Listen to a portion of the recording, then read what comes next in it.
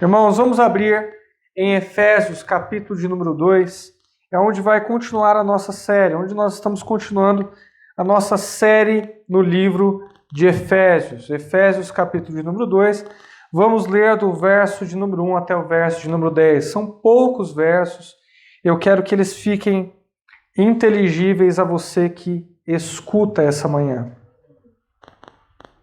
Quem achou Efésios 2? Diz assim a palavra do Senhor: Ele nos deu vida, estando nós mortos nas vossas transgressões e pecados, nos quais andastes no passado, no caminho desse mundo, segundo o príncipe do poderio do ar, do espírito que agora age nos filhos da desobediência, entre os quais todos nós também antes andávamos, segundo os desejos carnais, fazendo a vontade da carne e da mente. E éramos, por natureza, filhos da ira, assim como os demais. Mas Deus, que é rico em misericórdia, pelo imenso amor com que nos amou, estando nós ainda mortos em nossos pecados, deu-nos vida juntamente com Cristo. Pela graça, vocês são salvos. E nos ressuscitou juntamente com Ele, e nos fez assentar nas regiões celestiais em Cristo Jesus, para mostrar nos séculos vindouros a suprema riqueza da sua glória, pela sua bondade para conosco em Cristo Jesus. Porque pela graça vocês são salvos, por meio da fé. E isso não vem de vocês, é dom de Deus.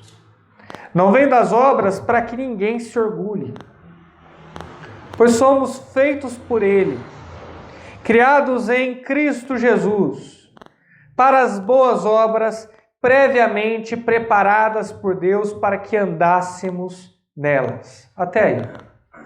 Escute, todo construtor que monta um time para fazer uma grande obra tem em mente que precisa começar, chegar no meio e terminar. Que o patrão, que aquele que contratou o serviço, espera que a construção seja entregue. E eu me sinto muito confortável em falar isso essa manhã, porque nós temos alguns pedreiros e construtores entre nós aqui no culto. E não é assim. Você que constrói, você que faz a obra, tem que trabalhar com o seu time e dizer, olha, a gente precisa colocar a mão na massa. Você chega de manhã já pronto a bater a massa, já pronto com todos os preparativos para poder perfazer a obra, e chega para o seu time e diz o quê? Olha pessoal, vamos lá? Mãos à obra! Mãos à obra, vamos trabalhar, pessoal. Toma o café e todo mundo junto faz o que é esperado pelo patrão. E com Deus, na vida espiritual, é meio que assim também. A salvação não é um fim em si mesmo. A salvação não é o ponto final das nossas vidas. É o início de um relacionamento com Deus diante de Deus. Só ser salvo não é bom o bastante. É preciso desenvolver e confirmar a salvação, como Pedro diz na sua primeira carta. E Paulo nos dá a mesma ideia aqui diante desse texto. Se o lema da construção civil é mãos à obra, pessoal, o lema de Deus é mãos às obras. É isso que Deus está nos chamando aqui. O último verso conclui dizendo: Deus preparou as boas obras para que de antemão nós andássemos nelas. Então é para as obras que eu e você fomos chamados. É para as obras que eu e você fomos salvos. Não pelas, mas paras. Não por meio, mas como destino. A fim de que a gente possa agradar a Deus com a nossa conduta externa e interna. a fim de que todo esse mundo caído possa ver na igreja a esperança do reino de Deus. É assim que nós anunciamos. Eu quero te perguntar essa manhã, como está a sua vida de boas obras? Como está a sua conduta diante desse mundo caído? Como você está prestando os seus serviços a Deus? A sua conduta diz muito sobre você. E as suas obras falam muito a respeito daquilo que Deus fez em você. Toma cuidado. Toma cuidado. Por vezes a gente lê um texto como esse e a gente pega esse texto só para evangelizar. E é bom pegar esse texto para evangelizar. É plausível, é lógico. Olha, pela graça você é salvo, tá vendo? É pela graça, é um favor de Deus não merecido. Eu também uso esse texto assim. Só que em primeira instância, esse texto não foi colocado na Escritura para que a gente evangelize. Esse texto foi colocado na Escritura para que a gente se lembre de onde a gente saiu, para que nós reafirmemos a nossa identidade em Cristo e preparemos as nossas mãos para a boa conduta que Deus preparou para que a gente ande nela. Se a gente não tomar cuidado, a gente pega esse texto e distorce a tal ponto de fazê-lo perder o seu significado verdadeiro.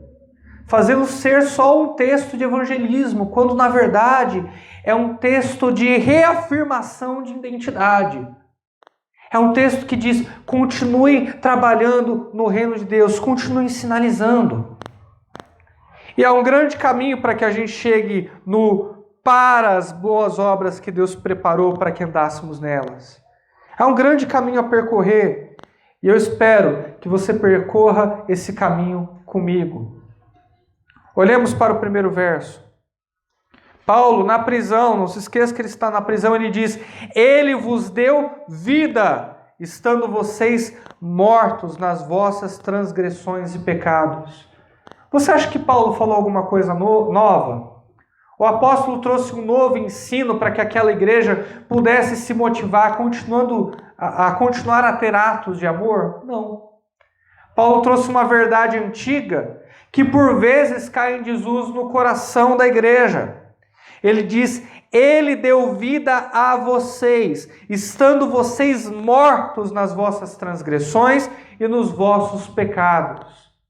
Paulo não diz para essa igreja que o problema dessa igreja era um braço quebrado.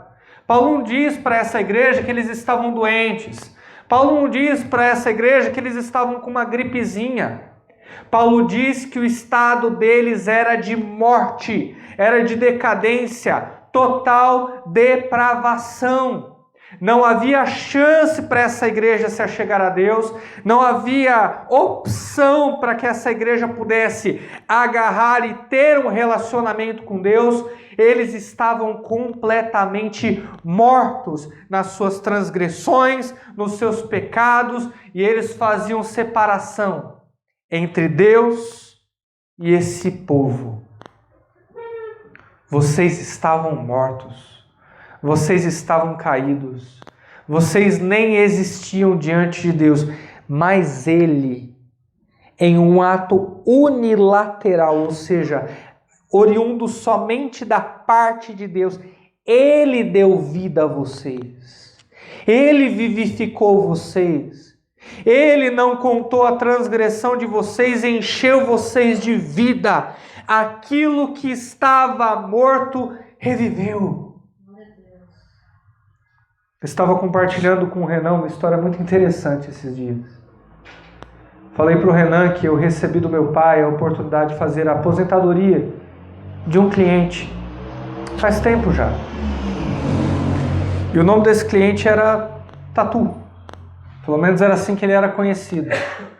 O Tatu, ele trabalhava ali em Jacutinga, na roça mesmo. Ele consertava caminhões e tratores. E é uma mecânica pesada. E ele não tinha todos os equipamentos adequados. O dono tinha preguiça de comprar novos caminhões, novos tratores. Podia comprar, mas não queria. Ele era meio mão de vaca e contratou o Tatu lá para sempre dar um jeito, sempre dar um gato nas suas máquinas e fazer com que elas continuassem funcionando. E eu peguei a aposentadoria do Tatu para eu poder fazer, para eu poder entrar. E infelizmente o Tatu ficou doente e morreu. Faleceu, veio a óbito, antes de conseguir se aposentar. E indo para o caminho de Jacutinga, eu com meu pai no carro, a gente indo para o sítio, eu apontei e falei, nossa pai, era aqui que o Tatu trabalhava, né? Aí ele falou, era aqui que ele trabalhava. E eu perguntei, eu não sei porque eu perguntei, mas eu perguntei, pai, você se lembra dele ainda? Você ainda lembra dele quando passa aqui? Aí ele fala, de vez em quando eu tô lembrando, vira e mexe eu tô lembrando. A gente sempre se lembra dos mortos, não é? Você já percebeu? Um cheiro, uma música, uma paisagem, uma situação. A gente sempre está se lembrando dos mortos. Sejam os mortos físicos, os mortos naturais, como também os mortos espirituais. Aqueles que andaram com a gente, pararam.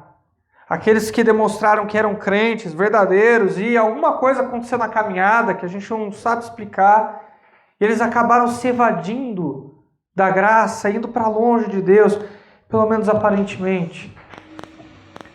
E Paulo está dizendo aqui, Ele vos vivificou. Ele vos vivificou.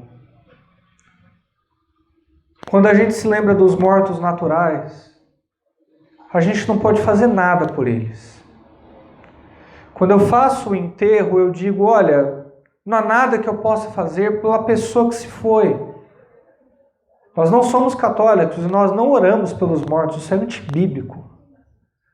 Mas quando a gente se lembra dos mortos espirituais, nós podemos nos encher de esperança, porque a nossa Bíblia está dizendo essa manhã que nós mesmos estávamos mortos e Ele nos vivificou e Ele nos ressuscitou. Então você pode lembrar dos mortos espirituais. Você pode orar pelos mortos espirituais. Por esses você pode e deve interceder, porque o nosso Deus é poderoso para, assim como fez conosco, também fazer com eles, ressuscitá-los e vivificá-los das suas transgressões e pecados. Essa era a esperança de Paulo. Verso de número 2, Paulo, o apóstolo, diz, não se esqueçam, vocês também andavam no passado nesse caminho, no caminho desse mundo, segundo o príncipe do poder do ar. O que é o príncipe do poder do ar? Essa potestade, esse demônio está em todos os lugares, é um espírito que acomete a sociedade, é um espírito maligno que a influencia mal. O homem já vive em um estado decadente, em um estado depravado, e o diabo nada e bebe dessa decadência e leva os filhos das trevas a desobedecerem a Deus cada vez mais, a cada vez mais se revoltarem contra Deus. É isso que o diabo faz. E Paulo está dizendo aqui, vocês andavam conforme a vontade desse diabo que está em todo lugar, conforme a vontade desse demônio que está em todo lugar, fazendo a vontade do diabo, fazendo a vontade dos maus espíritos, a vontade da carne, em resumo, seguindo os desejos carnais. O príncipe do poder do ar, do espírito que agora age nos filhos da desobediência. Às vezes a gente leva tudo como natural, você já percebeu? Não, isso é natural, isso é natural. Essa pessoa falou assim comigo, isso é natural, isso é a carne. E a gente se esquece que também há uma influência maligna. É carne, é depravação. Nós não concordamos com aqueles que culpam o diabo por tudo e tiram a responsabilidade humana. Não é esse o ponto. Mas também existe certa influência maligna. Não perca isso de vista. Cada vez que você se sentir oprimido pelo pecado no seu ambiente de trabalho, cada vez que você se sentir opresso pela carne, na onde você estuda, cada vez que a sua família mostrar sinais de carnalidade, de serem anticristos e anticristãs, de se levantarem contra as verdades espirituais, não se esqueça que nelas opera o espírito de desobediência. Nelas opera certa influência maligna. E qual é a verdade que pode libertá-las? Qual é a verdade que pode destronar o trono, que pode destronar Satanás e fazer com que Deus reine glorioso na mente e no corpo dessa pessoa? O Evangelho de Cristo Jesus. Por experiência bíblica e por experiência própria, eu posso te dizer que expulsar o diabo não basta. Que dizer sai e o diabo cair não adianta muita coisa. O que tem poder para transformação é o Evangelho e só o Evangelho. Se alguém com problemas espirituais te chamar, ore por ele. Na autoridade do nome de Jesus, expulse essa potestade. Mas não se ache grande coisa por causa disso. Ou não ache que uma obra foi feita porque um demônio foi expulso. Os discípulos também voltaram com essa mesma ilusão. Será que você se lembra? Mestre, os demônios, eles saem na autoridade do seu nome. Jesus, não fiquem felizes porque vocês expulsam os demônios. Fiquem felizes porque o nome de vocês está escrito no livro da vida. Expulsar demônio não é sinal de que alguém tem o seu nome escrito no livro da vida. E expulsar demônio não quer dizer que houve verdadeira libertação. Só o Evangelho tem poder para libertar. Só o Evangelho tem poder para libertar. E como ilustração eu quero contar uma história rápida de um pastor bem tradicional. Um pastor presbiteriano, meu professor. Ele não gosta de expulsar demônios. Ele sempre coloca com os outros pastores da igreja dele para fazer esse trabalho espiritual. Nós que somos reformados sabemos que isso não acontece muitas vezes. Acontece algumas vezes, mas não muitas. Particularmente eu posso contar, já percebi que 1 ou 2 vezes por ano eu sempre sou chamado para resolver esse tipo de situação. Nunca aqui na igreja, na casa de alguém, em um bairro, etc. Mas não acontece com frequência. Mesmo assim, esse pastor delega para que os seus obreiros o façam. Mas certa vez, ele estava pregando o evangelho na sua igreja e um homem estava sentado na primeira fileira. Esse homem olhou para o pastor pregar uns 20 minutos e saiu e foi embora da igreja. Depois perguntaram para ele por que ele foi embora. E ele disse, eu mexo com magia negra. E a luz na vida daquele pastor era tão grande que eu não pude resistir. Que eu não pude ficar na frente dele escutando ele pregar. O que causa mais efeito? Expulsar o demônio e falar sai ou pregar o evangelho puro e verdadeiro? Porque eu te garanto que é essa pregação de voz mansa, calma e humilde que faz os demônios temerem e tremerem. Eles sabem que fracassam quando a mensagem do evangelho é pregada. Eles sabem que não podem resistir ao poder de Deus que se configura nas linhas do santo evangelho. Verso de número 3 diz: vocês todos, falando para a igreja, antes andavam segundo os seus desejos carnais, fazendo a vontade da carne e da mente. Você se lembra dessa fase na sua vida? Você se lembra como ia para as festas e amava e adorava? Como bebia do pecado? A sua consciência era cicatrizada. Você pecava e sua consciência não doía. Nada dizia que você estava fazendo errado. Você continuava vivendo conforme achava certo.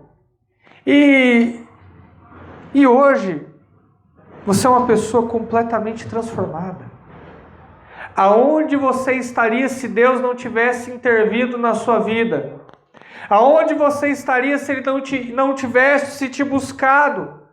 Com certeza, você estaria no crack, você estaria nas drogas, você estaria no tráfico, na prostituição, você estaria mentindo para a tua família, você estaria sendo um verdadeiro caloteiro, alguém que não tem valor algum, moral ou espiritual.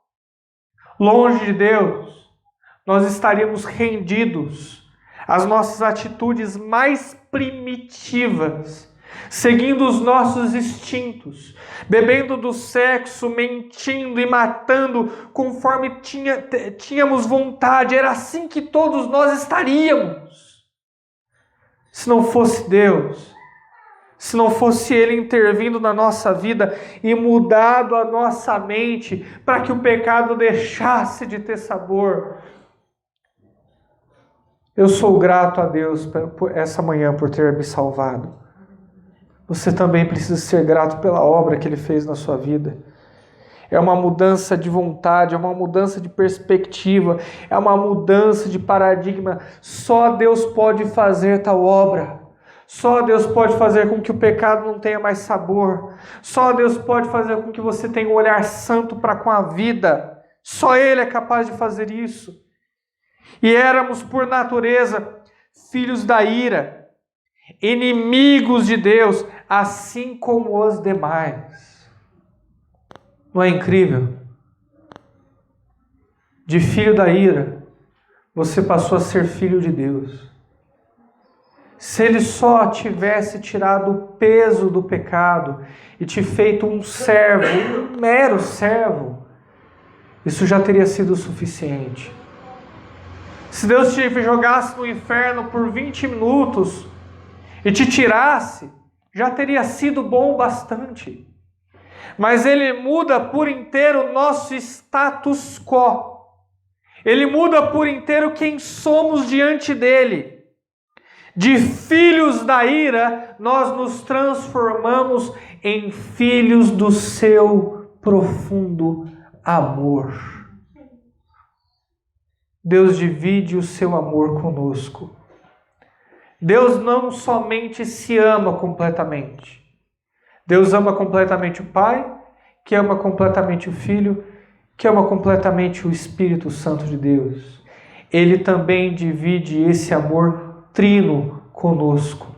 Deus também te ama de forma completa e perfeita. Você foi liberto do domínio das trevas. Você foi liberto do domínio do diabo. Você foi liberto do domínio da tua vontade. E como se isso não fosse o suficiente, você agora é filho de Deus, filha de Deus. É a verdade do Evangelho que nos sustenta. Se você acordar todos os dias com ela na sua mente, não encontrará motivos para estar desanimado. O Evangelho é a chave para a constância espiritual. Porque quando eu deposito nele a minha esperança, eu percebo que ele é suficiente para que eu viva. O verso de número 4. Joga o holofote em Deus. Nos mostra por que fomos salvos. Deus que é rico em misericórdia. O que é misericórdia? Em não nos dar aquilo que merecemos. Inferno, condenação, ira, fogo, desprezo, tortura.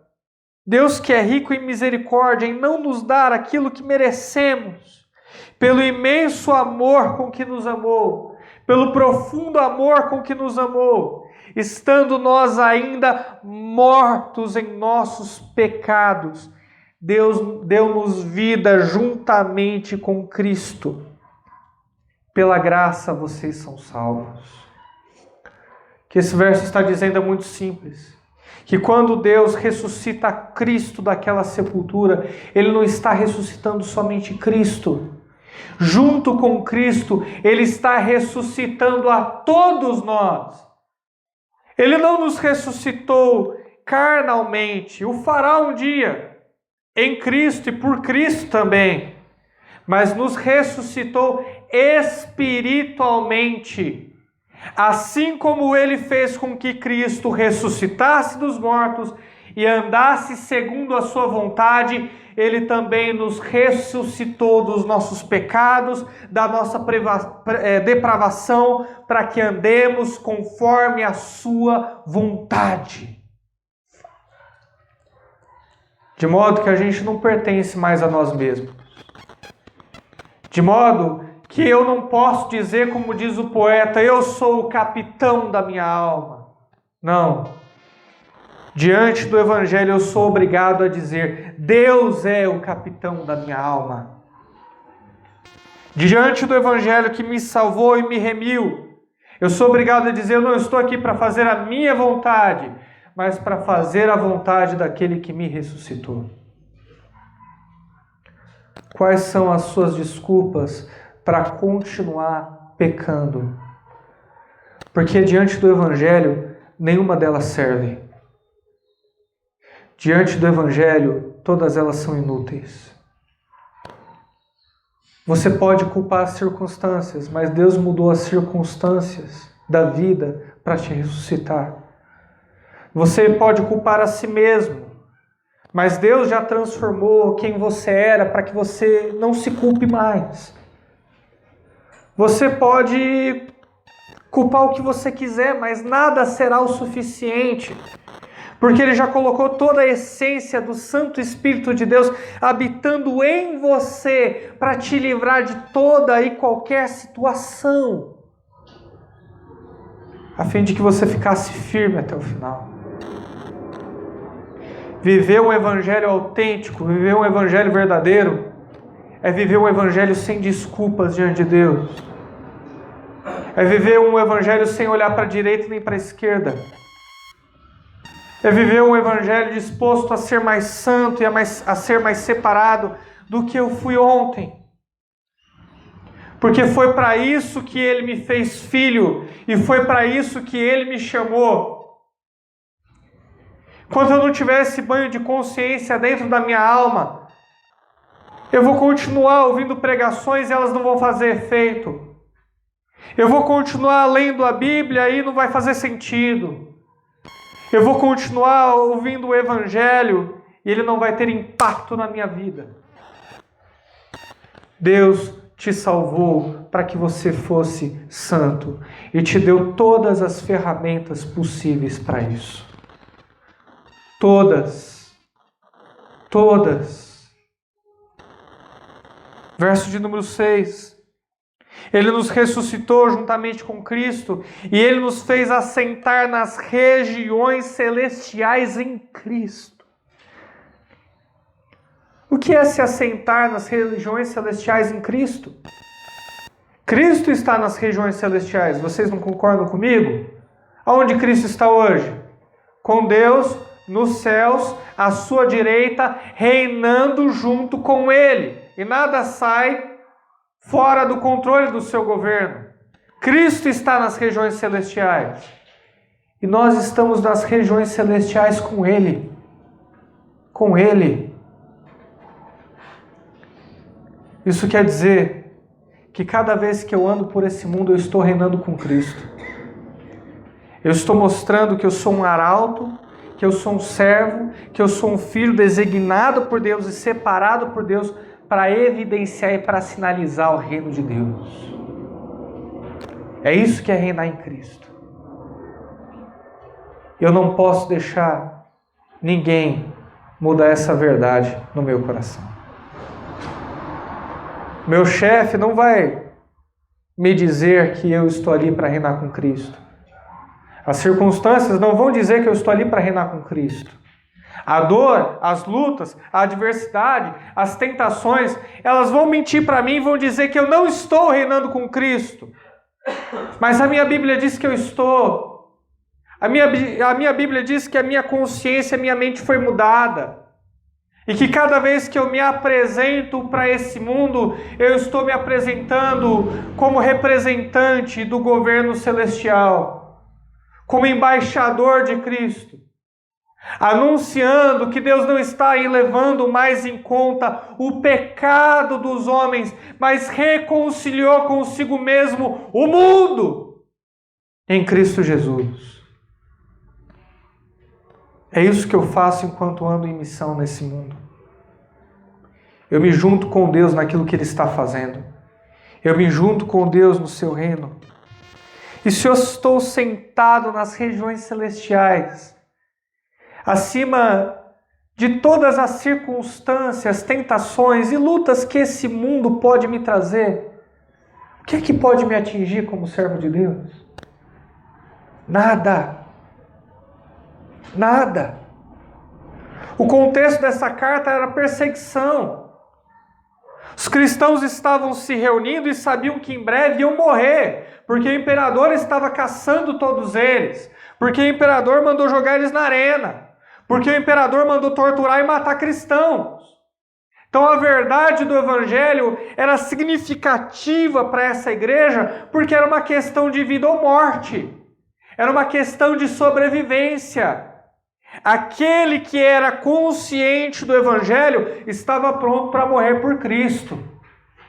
Aquele que tinha a verdadeira noção daquilo, da revolução que Deus fez na sua vida, estava pronto a entregar a sua vida, a deixar essa casca, a fazer com que esse corpo tivesse o seu destino que tivesse. Vocês estão assentados nas regiões celestiais e reinam com Cristo. O imperador não pode matar vocês mais. Nada pode atingir vocês mais. Você está pronto para essa perseguição que virá? Nós estamos vivendo um ponto de alívio no nosso país, por enquanto. Mas não se enganem. Logo depois da tempestade vem a bonança. E logo depois da bonança também vem a tempestade. São cíclicas. E se a perseguição vier, você precisa estar conscientemente preparado. Você precisa entender a revolução que Cristo fez em você. Senão, naquele dia, você não estará pronto para dizer: eu não nego a minha fé. Vai se juntar com todos os apóstatas. Vai se juntar com todos aqueles que aparentemente eram salvos por Cristo, mas nunca foram atingidos por Ele. Você está reinando nas regiões celestiais com Cristo. E não permita com que as circunstâncias, a dor, a adversidade, a tentação te digam o contrário. Porque Ele fez tudo isso para mostrar nos séculos vindouros a suprema riqueza da sua graça, pela sua bondade para conosco em Cristo Jesus. Sabe por que Deus te salvou? Não foi só porque Ele te ama, não é só porque Ele é rico em misericórdia, mas também para mostrar para todos os séculos vindouros e a eternidade a sua magnífica obra. É Deus dizendo para o mundo caído: eu salvei, eu libertei, eu chamei os meus. Vocês morreram nos seus pecados e decidiram viver como queriam, mas eu pincelei aqueles que me pertenciam. Eu mostrei a minha bondade. Ninguém no mundo vai ter a oportunidade de dizer que Deus é mau, que Deus é injusto, porque a igreja estará ali testemunhando o contrário. Não, eu sou um Deus bom, eu sou um Deus amoroso, eu sou um Deus misericordioso. Olha o que eu fiz com a minha igreja, olha os que eu salvei aqui. Percebam aqueles aos quais eu demonstrei graça, amor e misericórdia, eles estão aqui. Vocês não podem falar que eu não sou amoroso, vocês não têm o direito de dizer que eu não sou amoroso. E Deus vai mostrar pelos séculos vindouros a riqueza da sua bondade para conosco em Cristo Jesus. Para que se cumpra o que está escrito: naquele dia todo o olho verá, e todos ficarão calados diante dele. Calados diante dele. A igreja é hoje e na eternidade testemunha da graça, do amor e da misericórdia de Deus. Não tinha o porquê ele ter te buscado. Não tinha porquê ele ter te trazido. E de tantos grãos na areia do mar, não faria sentido algum ele ter escolhido você, pequeno grãozinho. De toda a imensidão das estrelas que existem no céu, de galáxias e galáxias, de estrelas incontáveis, não teria o porquê ele ter te escolhido, ó pequena estrelinha, se não fosse por mais profundo amor, graça e misericórdia. Percebe como você é amado e querido? Na plataforma desse amor, como você ainda tem coragem de viver de maneira diferente?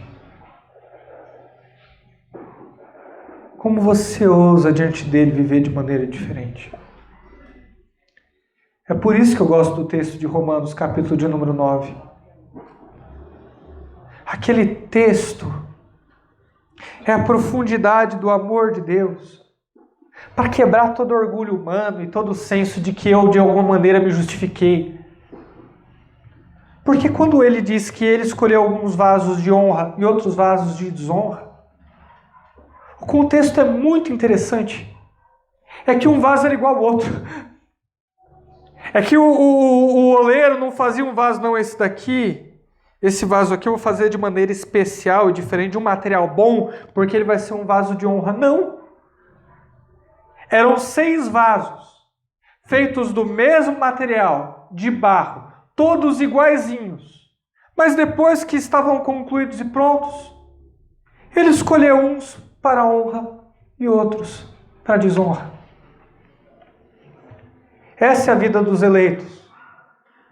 Os eleitos, eles não se regozijam e se alegram porque são melhores que os demais. Mas se regozijam e se alegram porque apesar de ser igual aos demais, tão pecador quanto os demais, tão depravado quanto os demais, tão inútil e tão dessas trevas quanto os outros, ainda assim Deus escolheu, ainda assim Deus amou, ainda assim Deus mostrou misericórdia. Ó, profundidade de amor e misericórdia desse nosso Deus. Quão grande misericórdia. E aí ele diz, esse verso que você usa para evangelizar, você achava que era só para mudar a vida dos outros.